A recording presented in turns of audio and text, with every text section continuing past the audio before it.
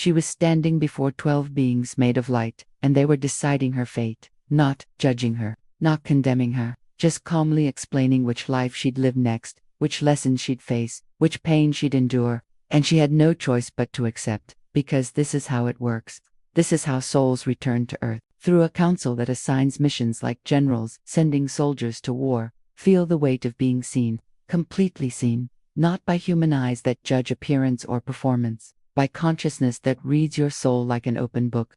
You re-standing in a space that is unphysical, but feels more real than any room you've been in. The floor beneath you exists, but you can't describe what it's made of. Light, maybe, or solidified thought. And before you, arranged in a semicircle, 12 presences. Not people. Not quite beings of pure awareness. Ancient, wise, compassionate but not soft. They know everything about you. Every life you've lived, every choice you've made, every lesson you've learned or failed to learn. And they're about to tell you where you're going next, what you'll face, who you'll become. And you have to listen, have to accept, have to trust that they know better than you what your soul needs. Her name is Angela. She's 46. Lives in Austin. Works as a social worker. Helps people navigate difficult systems. Advocates for those who can't advocate for themselves. Fights for justice in small, daily ways. But Angela has always felt like someone is watching her. Not in a paranoid way, in a guided way. Like her life is being observed, monitored, directed from somewhere she can't see. Like she's not living randomly but following a plan she didn't create. She makes decisions that don't make sense to others, takes jobs that pay less, moves to cities where she knows no one, stays in relationships that are hard, leaves relationships that are easy, and when people ask why, she can't explain. She just knows she's supposed to, knows there's a reason even if she can't articulate it.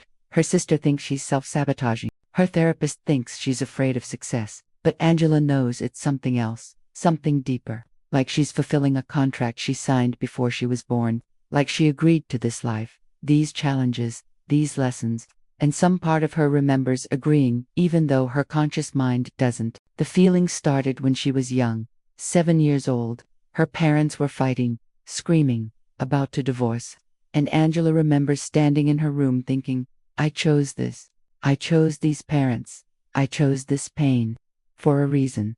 At 7, she didn't have the language for it, didn't have the framework, just the knowing, the deep, unexplainable knowing that her life wasn't random, that she'd planned this somehow, that every difficulty had purpose. As she grew older, the knowing got stronger. She'd face a challenge and think, this is what I came here to learn. She'd meet someone difficult and think, this person is teaching me something I need. She'd experienced loss and think, this is part of the plan.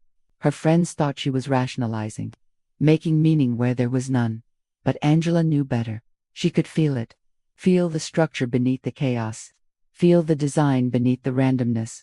Feel the purpose beneath the pain. 10 years ago, something happened that confirmed it. Angela was in a meditation. Just a simple guided meditation she found online. And at the end, the guide said, imagine yourself before you were born. Imagine meeting with your guides. Imagine planning this life. And Angela didn't imagine. She remembered, for just a flash, just a second, she was somewhere else, standing before beings of light, and they were telling her about her life, about Angela, about the challenges she'd face, the lessons she'd learn, the mission she'd fulfill, and she was agreeing, saying yes, accepting the assignment. The memory faded as fast as it came, but it left Angela shaken, because it felt real, more real than imagination, more real than fantasy, like she'd accessed something true. Something she'd forgotten but that had always been there. She tried to recreate the experience, meditated again, tried to go back, but couldn't. The door had opened once and closed, leaving her with just a fragment, just enough to know there was something there but not enough to understand it fully. That's when she started researching, reading about life between lives, about soul councils, about pre-birth planning, and she found stories, hundreds of them. People who remembered meeting with councils before incarnating, who remembered being assigned missions, who remembered agreeing to lives that would be hard but meaningful. And Angela knew, this wasn't just her. This was real. This was how it works. Souls don't just randomly incarnate. They're assigned, guided, given missions by beings who understand the bigger picture, who see what souls need to evolve, who orchestrate lives with precision and purpose. Last month, Angela found a regression therapist, someone who specialized in life between lives work, someone who could take her back to that space, that moment, that meeting with the council where her current life was assigned, and now she's here, lying in a chair, eyes closed, breathing deep, about to remember, about to discover who assigned her this life, why they chose it for her, what mission they gave her, and whether she's fulfilling it or failing it. The transition is like rising. Angela feels herself floating up, out of her body, out of time, into a space that exists beyond physical reality. And then she's there, standing, but not in a body, just awareness, just consciousness, just being. Before her, 12 beings, arranged in a semicircle, seated on what looks like thrones but aren't quite, more like positions, stations, places of authority and responsibility. They're made of light, but not uniform light. Each one radiates a different quality, different energy, different frequency. One feels like compassion. One feels like wisdom. One feels like justice. One feels like strength. Each representing a different aspect of divine consciousness. Different facets of what humans call God or Source or Universe. Angela, or the consciousness that is Angela, feels small, not diminished, just young, like a child before elders, like a student before teachers, like a soul before beings who've existed far longer and know far more. Welcome, one of them says, not with voice, with thought, with direct transmission. You're remembering. That's good. It's time. Angela doesn't speak, can't speak, just listens, absorbs, receives. We want to show you. Another being continues. Show you the moment when we assigned your current life. Show you why we chose what we chose. Show you the purpose behind your struggles. The scene shifts. Or maybe time doesn't exist here and they just moving to a different point in eternal now. Either way, Angela sees herself, her soul, before she was born as Angela, before she incarnated, before she became human. She's standing in this same space, before this same council, but different, younger soul, less experienced, still learning, still developing. You've completed your last incarnation, one of the council members says to past Angela. You lived as a merchant in 17th century Europe. You learned about commerce, about negotiation, about human nature. But you didn't learn what you needed to learn about service, about putting others first, about using resources to help instead of accumulate. Past Angela nods, understanding, accepting, not defensive, just receptive. So for your next life, the council member continues, we're assigning you a mission focused on service. You'll be born into a middle-class family in late 20th century America. You'll have enough resources to be comfortable but not wealthy. You'll be educated, intelligent, capable, but you'll face obstacles that prevent you from using those gifts for personal gain. Another council member speaks. You'll be drawn to social work, to helping marginalized populations, to fighting systems that don't serve people. This work won't make you rich, won't make you famous, won't give you the status your intelligence could earn in other fields, but it will teach you service, teach you compassion, teach you that value is unmeasured in wealth or recognition but in how much you help others. A third council member adds, you'll face relationship challenges, multiple relationships that don't work, that require you to grow, to communicate, to develop emotional intelligence, because in your last life, you were transactional. You saw relationships as exchanges. We need you to learn that love isn't about what you get, it's about what you give. Past Angela listens, taking it all in. And current Angela, watching, feels the weight of it. Every struggle she's faced, every relationship that didn't work, every career path that closed, every moment she felt like she was failing, it was all planned, all designed, all part of the assignment. You'll also experience your parents' divorce, another council member says. At age 12, this will be painful, but necessary. It will teach you that you can't control everything, can't fix everything, can't save everyone. These are lessons you need. Because in future incarnations, you'll work at higher levels, bigger systems, larger scale, and you need to understand your limitations. Understand that you can do your part without carrying the whole world. The council continues, explaining, detailing Angela's life, the major events, the key relationships, the specific lessons, all of it choreographed, all of it purposeful, all of it designed to teach her what her soul needs to learn. Do you accept this assignment? The lead council member asks, and Pastangela says yes, without hesitation, without negotiation, without trying to make it easier, just yes, yes, I'll do this. Yes, I'll face these challenges. Yes, I'll learn these lessons. Yes, I trust you know what I need. Current Angela watches this and feels tears, because she understands now. Every time she thought she was making a choice, she was actually following the plan. Every time she felt guided to do something that didn't make sense, she was fulfilling her assignment. Every time she chose service over success, she was doing exactly what the council assigned her to do.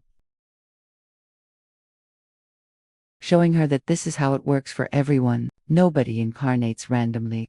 Nobody just appears on Earth by accident. Everyone is assigned. Everyone has a mission. Everyone agreed before they were born. She sees a man being assigned a life of physical disability. He'll be born with a condition that limits his mobility, and the council explains why. In his last life, he was vain, obsessed with physical appearance, judged others based on their bodies. So in this life, he'll learn that value doesn't come from physical capability. He'll develop strength of character, resilience, compassion. He'll teach others not to judge. And he agrees, says yes, accepts the assignment. She sees a woman being assigned a life of poverty. She struggle financially, work multiple jobs, never have security. And the council explains, in her last life, she was wealthy, but cruel, used money as power, looked down on the poor.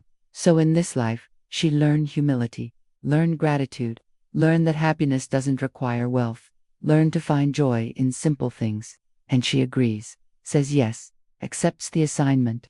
She sees a child being assigned a life with difficult parents, parents who are emotionally unavailable, who can't give the love this child will crave. And the council explains, this soul has been dependent on external validation for many lifetimes, needs to learn self-love, self-worth, how to fill herself from within, instead of seeking it from others. And the soul agrees, says yes, even though it will hurt, even though it will be lonely, accepts the assignment. Over and over, Angela watches souls accepting difficult lives, hard assignments, painful lessons, and none of them refuse, none of them bargain, none of them ask for easier paths. They just accept, trust, agree to face what they need to face.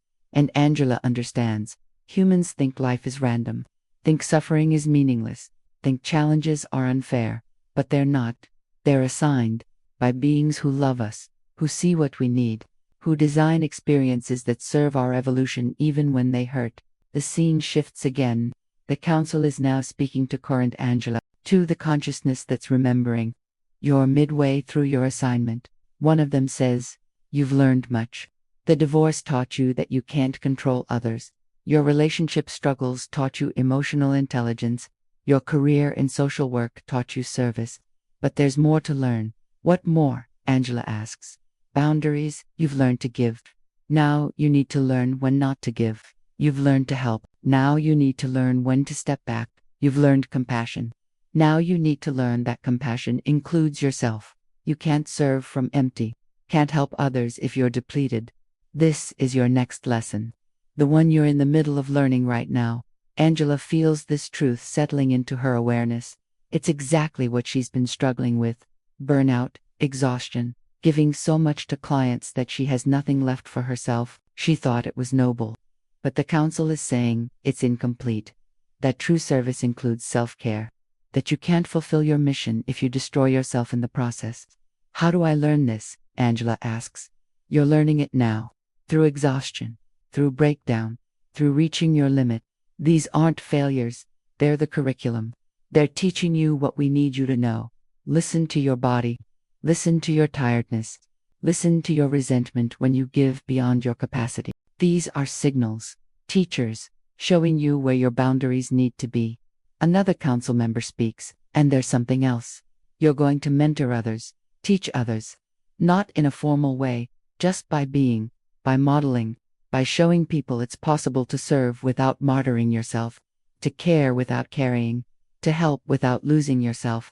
That's the advanced lesson, the one you're growing toward. Angela feels the weight of this, the responsibility, but also the rightness. Yes, this makes sense. This feels true. This is what she's moving toward. Are there others? Angela asks. Others with similar assignments. Others learning similar lessons. Many, the council responds. Thousands of souls incarnated right now with missions of service, all learning different aspects, all teaching different lessons, all contributing to humanity's evolution. You're not alone. You're part of a team, a larger plan, a coordinated effort to shift human consciousness toward more compassion, more justice, more care for each other. They show her other souls, other people alive right now. Teachers, doctors, activists, social workers, therapists, volunteers, all assigned missions of service, all learning lessons about giving and boundaries and sustainable compassion, all part of the same wave, the same movement, the same divine plan to help humanity evolve. And Angela feels connected, part of something bigger, not just struggling alone, but serving alongside countless others, all doing their part, all fulfilling their assignments, all contributing to something magnificent. The lead council member speaks one more time. Angela, do you understand now? Do you see why we assigned you this life? Yes, Angela says. And she means it. She sees it all. Every struggle served a purpose. Every challenge taught a lesson. Every painful moment was part of the design, not punishment, not random, not meaningless, assigned by beings who love her, who know what she needs, who see her potential and create experiences that develop it. And do you accept? The council member asks. Now that you know, now that you remember, do you accept your assignment? Do you choose to continue? And Angela feels the weight of this question, because now it's not just unconscious agreement, now it's conscious choice. Now she knows what she's doing, knows why it's hard, knows it will continue to be hard, and she has to choose, keep going or give up. She thinks about her clients, the people she helps, the systems she fights, the small victories, the lives changed, the hope given to those who had none, and she knows this is her purpose. This is what she came for. This is what matters. Yes, Angela says, I accept, I choose this. I'll keep going. I'll learn the boundaries. I'll develop sustainability. I'll become what you need me to become. I'll fulfill my assignment. The council radiates warmth, love, pride, not because she's special, because she's committed, because she's willing, because she's saying yes even though it's hard. You're doing well, they tell her. Better than you think. You judge yourself harshly. Think you're failing. But we see progress. We see growth. We see a soul fulfilling her mission beautifully. Keep going. Trust the process. Trust us. Trust yourself. You're exactly where you need to be. And Angela feels something break open in her chest. Not breaking like damage. Breaking like ice melting. Like walls crumbling. Like defenses dissolving. She's been so hard on herself. So critical. So convinced she's not enough. But the council, the beings who assigned her this life, they say she's doing well. They're pleased, they're proud, and she finally believes it, finally accepts it, finally stops fighting herself and starts trusting that maybe, just maybe, she's exactly who she's supposed to be. Angela opens her eyes. The therapist's office. Present time. But she's different, fundamentally changed. Because she knows now, knows her life wasn't random, knows her struggles have purpose, knows she's fulfilling an assignment given by beings who love her and know what she needs. I met them, Angela says, voice filled with awe. The council, the beings who assigned my life, they showed me why, showed me the plan, showed me that everything, all the pain, all the challenges, it was designed for my growth, for my evolution, for teaching me what my soul needs to learn. The therapist nods. How does that change how you see your life? It changes everything, Angela says. I've been so angry, so frustrated, thinking I was unlucky, thinking I was failing, thinking I should have an easier life. But I'm not supposed to have an easy life. I'm supposed to have this life. The one I agreed to. The one designed specifically for me. And instead of fighting it, I need to embrace it.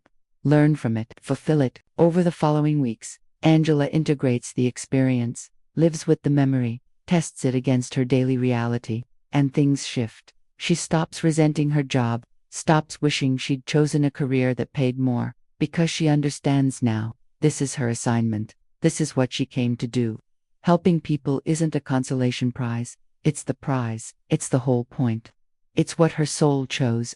She stops judging her failed relationships, stops thinking something is wrong with her, because she understands, Those relationships were teachers, each one showing her something she needed to learn, each one developing her emotional intelligence, each one preparing her for whatever comes next. She starts setting boundaries, real boundaries, says no to clients when she's depleted, takes days off when she needs rest, stops trying to save everyone, stops carrying the weight of everyone's problems, not because she cares less, because she understands that sustainable service requires self-care, that she can't fulfill her mission if she burns out. Her colleagues notice. You seem different, they say, more balanced, more at peace with yourself. I am, Angela says. I remembered something about why I'm here, about what I'm meant to do. And it's not about doing more, it's about doing what I can sustainably, so I can keep doing it for the rest of my life. She starts mentoring younger social workers, not formally, just by being, by modeling, by showing them it's possible to care deeply without destroying yourself, by teaching them the boundaries she's learning, by sharing the wisdom she's developing, and they respond, hungry for guidance, for permission to take care of themselves, for someone to say it's okay to set limits. That service doesn't require martyrdom, that you can help people and have a life. Angela writes about her experience, not about the counsel, not about the regression, just about purposeful living, about trusting that your life has meaning even when it's hard, about accepting your path instead of wishing it was different, about finding fulfillment in service. The writing finds its audience, people who struggle with similar things, who feel called to service, who wonder if their lives have purpose, who need validation that the hard path they're on matters. One reader writes to her, "Your words saved me. I was about to quit my job at a homeless shelter. Couldn't take the heartbreak anymore, but you helped me see it differently. See it as my calling, my assignment, something I'm meant to do. Now I'm staying, with better boundaries, with more sustainability. But staying," Angela cries reading this, "because this is it. This is the mission. Not just doing her own work, but helping others do theirs, helping them see purpose in their paths, helping them fulfill their assignments to see." Starts seeing signs, synchronicities, little confirmations that she's on track. She needs a specific resource for a client and someone donates exactly that. She's exhausted and needs help and a volunteer appears offering exactly what she needs. She's about to give up on a case and suddenly a breakthrough happens. It's like the universe is supporting her, or, more accurately, like the council is watching, guiding, providing, confirming that she's fulfilling her assignment, that she's doing what she's meant to do, that they're still there, still involved, still orchestrating her life with precision and care. One night, Angela meditates, intentionally trying to connect with the council, to thank them, to report back, to say she's listening, she's learning, she's doing her best, and she feels them, not sees, just feels, their presence, their attention, their love, and she hears, not with ears, but with knowing, "We're proud of you, you're doing beautifully, keep going, we're always here, always watching, always guiding, you're never alone." Angela cries, but happy tears, grateful tears, because she knows now. She's not just a woman struggling through life. She's a soul on a mission, assigned by beings who know what she needs, who see her potential, who believe in her even when she doesn't believe in herself. And that changes everything. Every day becomes sacred. Every challenge becomes curriculum. Every person she helps becomes part of a larger plan. She's not just working, she's fulfilling her assignment. She's not just living. She's completing her mission. She's not just existing. She's serving a purpose designed before she was born by beings who love her enough to give her exactly what she needs even when it hurts. Months pass. Angela's life doesn't get easier, but it gets richer, more meaningful, more aligned. She's still tired sometimes, still struggles, still faces challenges. But now she understands. This is the assignment. This is what she signed up for. This is what her soul needs. And instead of resisting, she embraces. Instead of fighting, she flows. Instead of questioning, she trusts.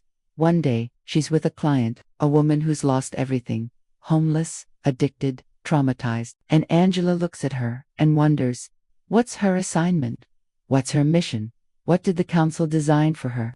And instead of seeing a victim, Angela sees a soul, a being on a journey, learning lessons, fulfilling a mission, just like everyone else. And she treats her differently, not with pity, with respect, with recognition, soul to soul, both on assignments, both learning, both doing exactly what they came to Earth to do. The woman feels it. Why do you look at me like that? She asks. Like I'm not garbage. Because you're not, Angela says. You're a soul on a journey, going through something hard because you need to learn something important.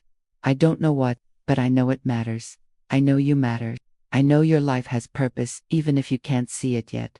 The woman starts crying. Nobody's ever said that to me. Well, it's true, and I believe it. And I hope someday you believe it too. That interaction stays with Angela. Becomes her new approach, seeing everyone as souls on assignments, respecting their journeys even when she doesn't understand them, trusting that everyone's life has purpose, that the council designs everyone's path with the same care they designed hers, and her work deepens, becomes more effective, not because her techniques changed, because her perspective changed, because she sees people differently, treats them differently, honors their journeys instead of trying to fix them, and they respond, heal faster, change more deeply, because they feel seen, not as problems, as souls, as beings on important missions, as people whose struggles have meaning. This is the advanced lesson, the one the council said she was growing toward, not just serving people, but honoring them, not just helping people, but recognizing their inherent worth and purpose, not just fixing problems, but witnessing souls fulfill their assignments. And Angela knows. This is what she came for. This is why the council chose this path for her. This is the mission. And she's fulfilling it. Beautifully. Perfectly. Exactly as designed. If you've ever felt like your life was designed by someone else, if you've struggled and wondered if there's a reason beyond what you can see, if you've sensed you're fulfilling an assignment you agreed to before you were born, maybe you met with a council too. Maybe they gave you a mission that's harder than you wanted, but exactly what your soul needs. Maybe everything you're going through has purpose you'll only understand when you remember who assigned it and why. Subscribe to continue exploring the mysteries of why souls choose the lives they live.